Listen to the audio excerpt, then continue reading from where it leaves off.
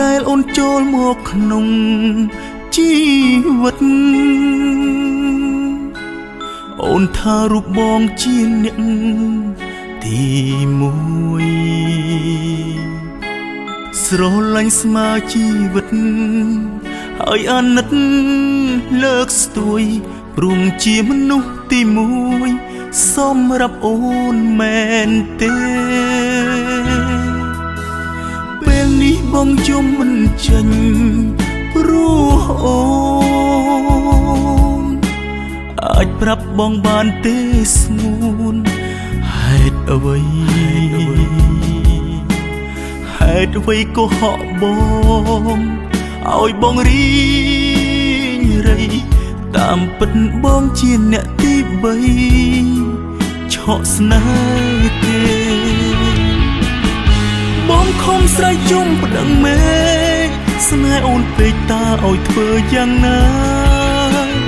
មិនចង់ធ្វើអ្នកលួចស្នេហាគួរធ្វើបែបណាដកចិត្តមិនបានគ្មានអូនបងរស់ដូចស្លាប់រត់ឈឺចាប់ព្រោះអូនឲ្យបងចាំហេតុអ្វីក៏បងត្រូវរងកម្មដើរប៉ុន្មានឆ្នាំអូនចង់ថែគេស្នេហាមួយនេះអូនជាអ្នកផ្ដាហើយអំពើល្អបងជាអ្នកសាង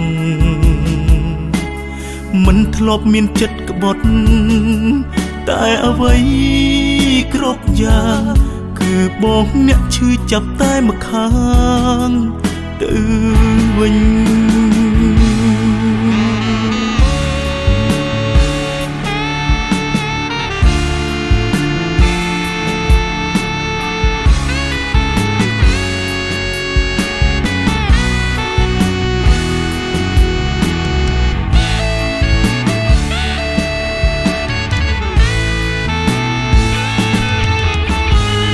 ខំស្រែកយំប្តឹងមេ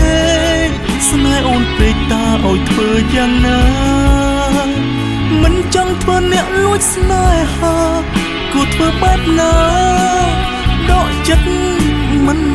បានគ្មានអូនបងរស់ដូចស្លាប់រត់ឈឺចាប់ព្រោះអូនឲ្យបងចាំ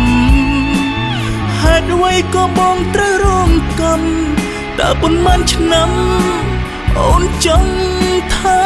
គេស្នេហាមួយនេះអូនជាអ្នកផ្ដាហើយអំពើល្អបងជាអ្នកសាងមិនធ្លាប់មានចិត្តក្បត់តែអ្វីគ្រប់យ៉ាងគឺបងអ្នកឈឺចាប់តែម្ខាងទៅវិញ